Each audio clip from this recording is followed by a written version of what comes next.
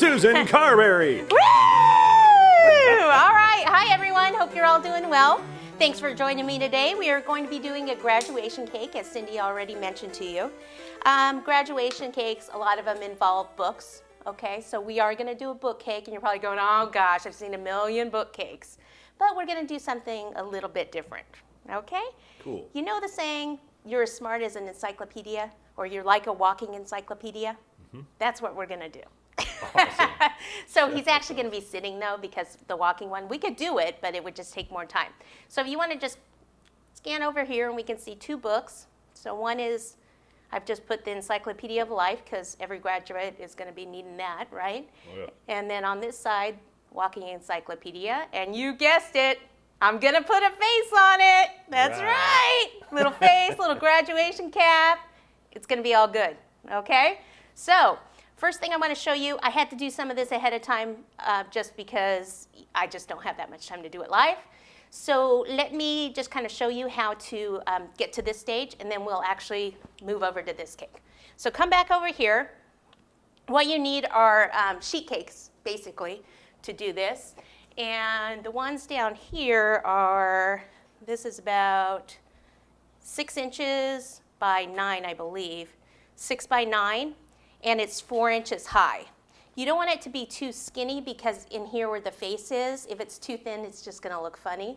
So you have to go 4 inches high, so that means 2 pans. And then also the top one, another reason I don't want this to be too skinny is because I don't want it to actually topple over, okay? Because I'm not doing the cake and then standing it up, I'm actually going to stack the cake up. So to do that, to stack the cake up, you would just measure whatever sizes that you want. And I'm actually going to cut this into 4 to do kind of both books. We have any questions or anything so far? Nope, so far so good. They just Nothing? think it's way cool. They're just sitting there not doing anything. Yeah, it's exactly what they're doing. I said you had to help. Okay. Okay, so once I get the cakes cut, again, I'm not really measuring or anything here because it's just going to be kind of quick, just showing you how to do it.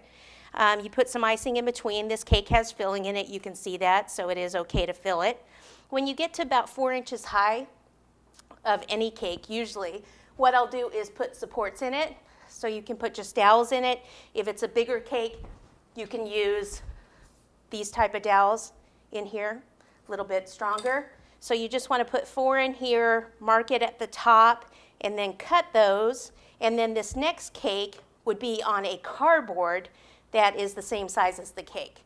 So the dowels are in here, cardboard goes on top, next cakes go on top, like so. I'm not going to put the board in there, again, just to kind of save time.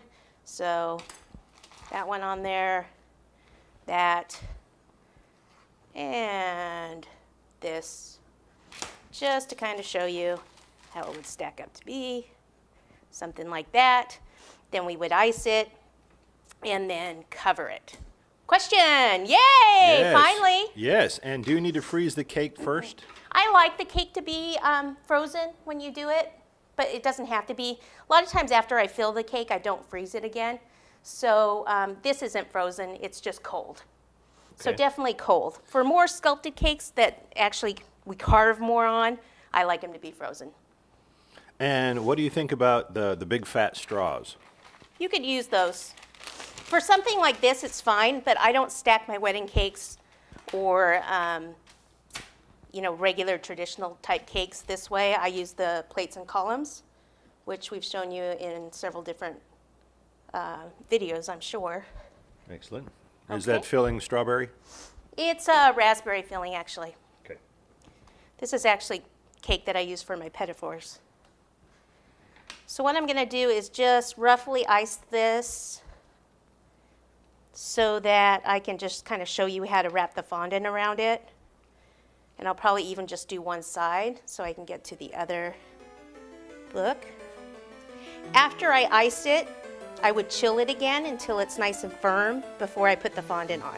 And one of the reasons is because we have to do the pages, and if it's too soft, you're just gonna mess up the cake. Just gonna make it a little bit more lumpy than you need it to be.